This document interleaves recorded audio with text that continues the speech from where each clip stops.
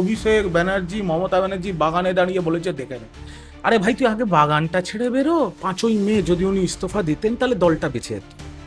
এখন বলে লাভটা কি? আমি আমার বাড়িতে বসেই শহীদ তর্পণ করব, বাড়িতে বসেই শহীদদের শ্রদ্ধা জানাবো।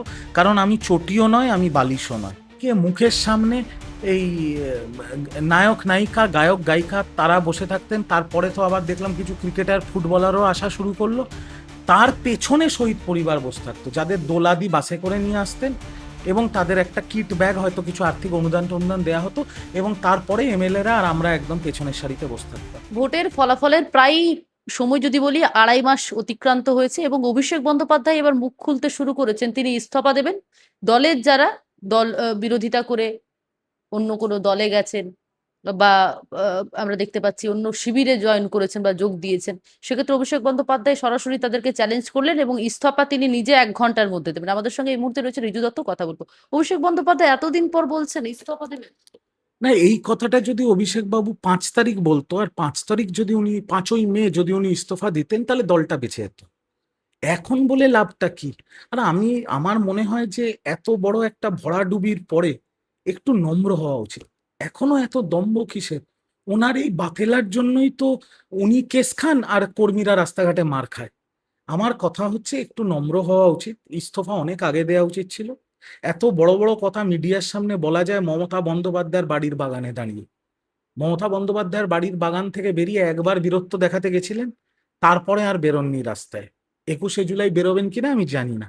তাই আমি মনে করি যে এত বড় বড় কথা না বলাই ভালো। উনি বিরোধী নেতা এখন, ইতিবাচক বিরোধিতা করুক, সমর্থন সবাই করবে, কিন্তু এইসব ডায়লগ বাজির আর কোনো জায়গা নেই।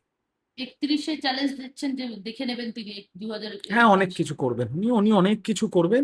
উনি 31শে বিজেপিকে দেখে নেবেন, উনি পারলে তো আজকে রাত্রে আর্জেন্টিনার হয়ে মাঠেও নেমে যাবেন।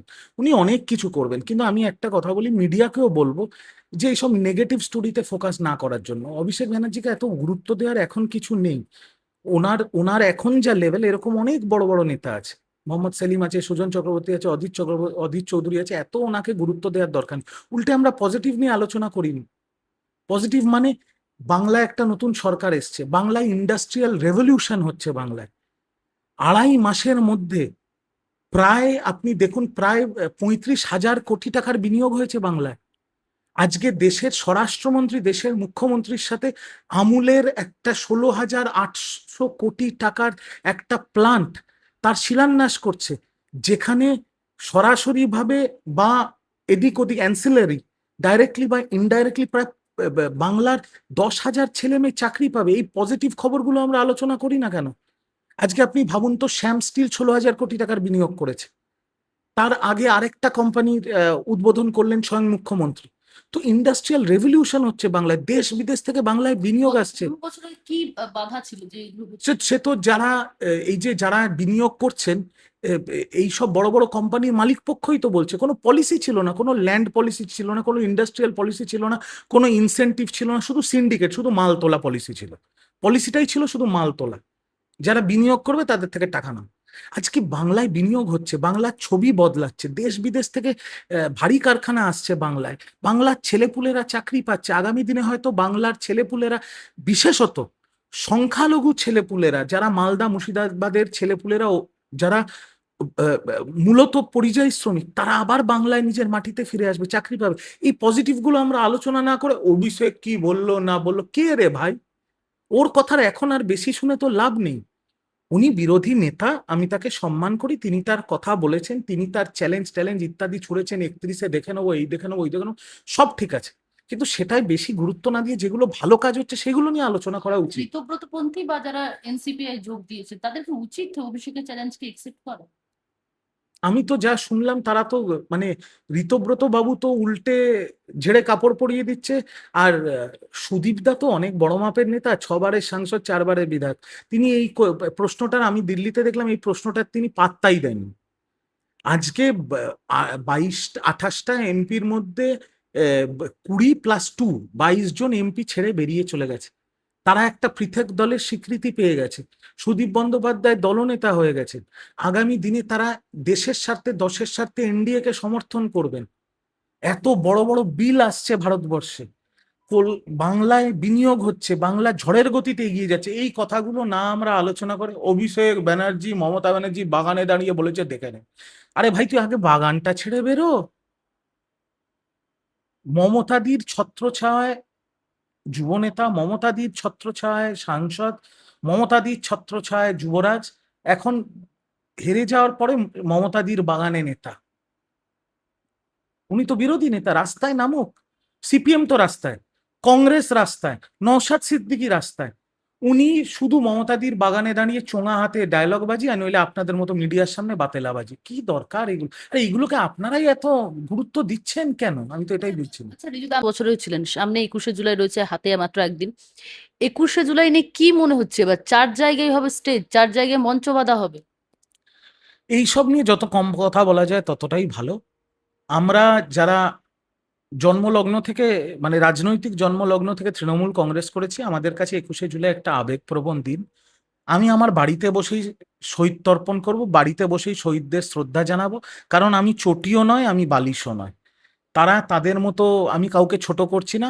কালীঘাট তৃণমূল বিড়লা তারামণ্ডলের সামনে শহীদ তর্পণ করবে, ঋতব্রত বাবুরা মেয়র রোডে শহীদ তর্পণ করবে, এনসিপিআই নেতারা দিল্লিতে শহীদ তর্পণ করবে, কংগ্রেস মাঝে ভুলে গেছিল, এখন আবার মনে পড়েছে শহীদদের কথা, তারা শহীদ মিনারে শহীদ তর্পণ করবে। পারলে বামেরাও একটা শহীদ তর্পণ করে দিক, কোনো আমার আপত্তি নেই তাতে। আমি আমার বাড়িতে বসে শহীদদের প্রণাম জানাবো, কারণ এইসব বেকার, এইসব করে কোনো লাভ নেই। আমি শহীদদের সম্মান জানাই। শহীদরা তাদের আত্মবলিদান দিয়েছিলেন সচিত্র পরিচয়পত্রের জন্য। তাদের বলিদান, তাদের রক্তের ওপর দাঁড়িয়ে আজকে কিন্তু সারা ভারতবর্ষে সচিত্র পরিচয়পত্র ছাড়া আপনি ভোট দিতে পারবেন না। ওই 13 জন শহীদের রক্তের জন্যই আজকে সারা ভারতবর্ষে ফটো আইডি দেওয়া ভোটার কার্ড তৈরি হয়েছে। তো সেটাকে যথাযথ সম্মান আমি নিজের মতো জানাবো। বাকি আমি এখন আপনি অবস্থা দেখুন না, শহীদ দিবস, শহীদ তর্পণের দিন শহীদ পরিবার নিয়ে টানাটানি হচ্ছে। আজকে শাসক দল বাংলায় বিনিয়োগ করাচ্ছে, ভারী কারখানা করছে, বাংলার ছেলে মেয়েদের চাকরি হবে। আর বিরোধী যে দল, যে মেন বিরোধী শিবির, যেখানে 80 জন বিধায়ক আছে, তারা দুদিকে দাঁড়িয়ে শহীদ পরিবারদের নিয়ে টানাটানি করছে, কটা শহীদ পরিবারকে তাদের মঞ্চে আনতে পারে। তো এই পরিস্থিতিতে দাঁড়িয়ে যত কম কথা বলা যায় ততই ভালো। 21শে জুলাইয়ের মঞ্চে মানে বারে বারে প্রশ্ন উঠেছিল, সেলিব্রিটিতে ভরা থাকতো, শহীদদের সেভাবে গুরুত্ব দেওয়া হতো না। মানে কি মনে হচ্ছে, সত্যি শহীদরা গুরুত্ব পাবে? শহীদদের পরিবারের গুরুত্ব পাবে? আমার মনে হয় এবার পাবে, শহীদরা পরিবাররা যথাযথ সম্মান আর গুরুত্ব এবার পাবে। কারণ আহ, আহ, এবার শহীদদের গুরুত্ব দিতে হবে। কারণ শহীদদের হাইলাইট করলে যদি একটু অক্সিজেন পাওয়া যায়, আমি পরিষ্কার কথা বলছি। কারণ বিগত 3 বছর আমার সৌভাগ্য হয়েছিল তৃণমূল কংগ্রেসের 21শে জুলাইয়ের পবিত্র মঞ্চে ওঠার। আমি পবিত্র মঞ্চ বলছি কারণ ওটা শহীদ তর্পণের মঞ্চ। কিন্তু সেখানে আমরা কি দেখেছি? আমরা দেখেছি দিদি, অভিষেক বাবু এবং তৃণমূলের নেতৃত্বরা ডান দিকে বসে থাকতেন, একটা স্পিকার লিস্ট থাকতো, বক্সিদা শুরু করতেন বক্তব্য দেয়া, তারপর একের পর এক লোকেরা বক্তব্য দিত। আর ডান দিকে মুখের সামনে এই নায়ক নায়িকা, গায়ক গায়িকা তারা বসে থাকতেন। তারপরে তো আবার দেখলাম কিছু ক্রিকেটার, ফুটবলারও আসা শুরু করলো। তার পেছনে শহীদ পরিবার বসে থাকতো, যাদের দোলাদি বাসে করে নিয়ে আসতেন, এবং তাদের একটা কিট ব্যাগ, হয়তো কিছু আর্থিক অনুদান টনুদান দেওয়া হতো, এবং তারপরে এমএলএরা আর আমরা একদম পেছনের সারিতে বসে থাকতাম। আর যে গায়ক গায়িকা, নায়ক নায়িকারা, যারা এখন তৃণমূল কংগ্রেস বা মমতা ব্যানার্জি ছায়াও মারাচ্ছেন না, তাদের এসি বাসে আনা হতো, দুপুরবেলা 5 স্টার হোটেলে লাঞ্চ করি, আবার এসি বাসে বাড়ি ফিরিয়ে দেওয়া হতো। তো আমি এইগুলো তো বাংলার মানুষ দেখেছে। আমার দৃঢ় বিশ্বাস এবার নিজেদের অস্তিত্ব রক্ষার জন্য শহীদদের যথাযথ সম্মানটা দেয়া হবে। শহীদরা এই বছর অন্তত যথাযথ সম্মান পাবে, এটা আমার বিশ্বাস। আচ্ছা, সর্বদলীয় বৈঠকে এনসিপিআই এর যে যারা রয়েছে সাংসদ, তাদেরকে আজকে ডাকা হয়েছিল এবং তা নিয়ে বিরোধীরা এত উত্তাল পরিস্থিতি, তারা ওয়াকআউট করে বেরিয়ে গেলেন। এবং কাকলি ঘোষ দস্তিদার জানা যাচ্ছে যে বৈধ যে ইলেকশন কমিশনের নথি, সেই নথি স্পিকারকে ইতিমধ্যে জমা দিয়েছে। বিষয়টা কি বলবে, বিরোধীদের যে ওয়াকআউট? দেখুন, বিরোধীরা ওয়াকআউট করতেই পারে। আজকে একটা জিনিস বুঝতে হবে, আমি বা আপনি, আমরা যখন স্কুলে পড়তাম, আমার কাছে যদি উত্তর না থাকতো টিচারের, আমার যদি বলার কিছু না থাকতো, ক্লাস থেকে বেরিয়ে যাওয়াটাই ভালো। তো এরকম এখানে তো সেরকম ব্যাপার। আজকে 28 জনের মধ্যে 20+2, আবারও বলছি 20+2 সাংসদরা বেরিয়ে গিয়ে এনসিপিআই জয়েন করেছেন। তাদেরকে স্বীকৃতি দিয়েছে লোকসভার স্পিকার ওম বিড়লা, দলনেতা সুদীপ বন্দ্যোপাধ্যায়, মুখ্য সচেতক কাকলি ঘোষ দস্তিদার, ডেপুটি লিডার শতাব্দী রায়, তাদের লোকসভায় আলাদা ঘর দিয়েছে বসার জন্য স্পিকার। তারা আলাদা বসবেন, তারা এনডিএ কে সমর্থন করবেন, সব পাবলিক হয়ে গেছে, সব জেনে শুনে যখন সর্বদলীয় বৈঠক হচ্ছে সেখানে গিয়ে একটা ড্রামা করা, আমরা ওয়াক আউট করে প্রতিবাদ করছি, এইসবের কোনো ভ্যালু নেই, এইসবের কোনো ভ্যালু নেই।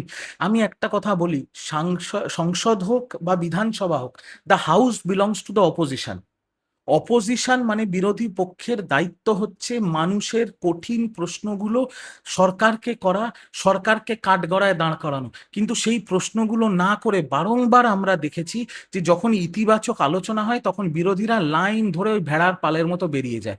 তাতে লাভটা কি হয়? না মানুষের লাভ হচ্ছে, না দেশের লাভ হচ্ছে, না পার্লামেন্টের লাভ হচ্ছে। আপনার দর্শকদের জ্ঞাতার্থে জানিয়ে দিই, এক দিন পার্লামেন্ট চালানোর খরচা 1.5 কোটি টাকা, যে টাকা আমার আপনার ট্যাক্সের টাকা। আর সেখানে বিরোধীরা কোনো ইতিবাচক আলোচনায় থাকবে না, কোনো মন্তব্যে থাকবে না, কোনো কথা বলবে না, শুধু ওয়াকআউট খেলবে। এটাই মানুষের ক্ষতি, দেশের ক্ষতি। বিরোধীদের আরো দায়িত্বশীল হওয়া উচিত। আরো ভালো ভালো খবর দেখতে সাবস্ক্রাইব করুন বাংলা হান্টের ইউটিউব চ্যানেল। বাংলা হান্টের আরো খবর দেখতে নজর রাখুন। বাংলা খবর মানেই বাংলা হান্ট।